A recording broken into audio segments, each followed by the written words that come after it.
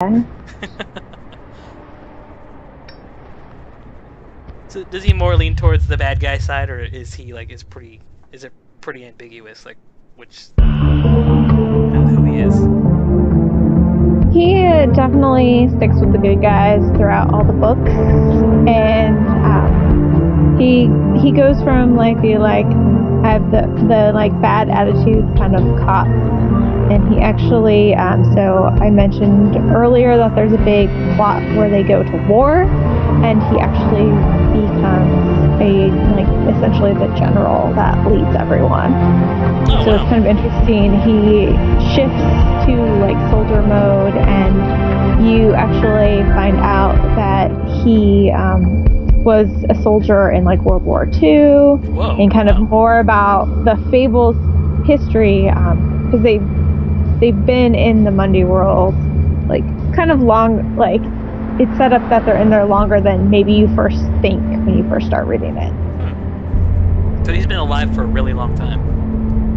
Yes, all of them have been alive for quite a while, which I think is a challenge of writing the characters. If you write a character with that long a life, how do you change their story? How do you make interesting things in their backstory? And Bigby, definitely his past as a baddie, comes back to bite him on the butt a few times. I think that's more alluded to, I think, in this than it is that it plays out. Like it's more like everybody's attitude towards him is the way it kind of characterizes him, or what his problems are. We didn't talk about Faith too much. Who is she, and how much of a role is she playing in the story? So she is not a big character in the general Fables universe, and so actually I'm having a hard time okay, who is she? What did she do?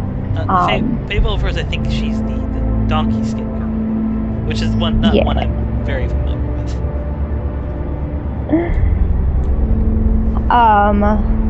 So yeah, I really I don't actually recall her in Fables. I'm trying to let's see what Google has to say about this, because I hate when I don't remember things. So. That happens. I want to ask about the neighborhoods. They mentioned the Woodlands, which is the luxury apartments. What are some of the other neighborhoods in New York that kind of pertain to the actual Fable town? So you actually, it's really interesting. You don't see a lot about Fabletown and how it's really laid out.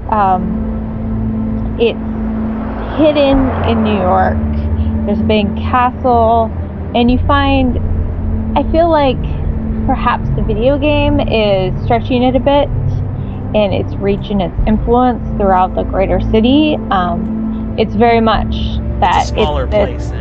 Yeah, it's this corner. Most people live in this one building. That's the castle, really tall apartment building type thing.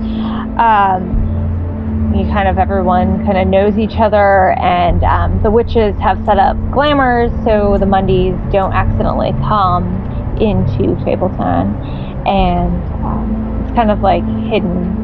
So it has to be an old structure if it's going to be hidden in the middle of New York City. Okay. So okay. A little context. All right. So it's I guess a little bit smaller. Part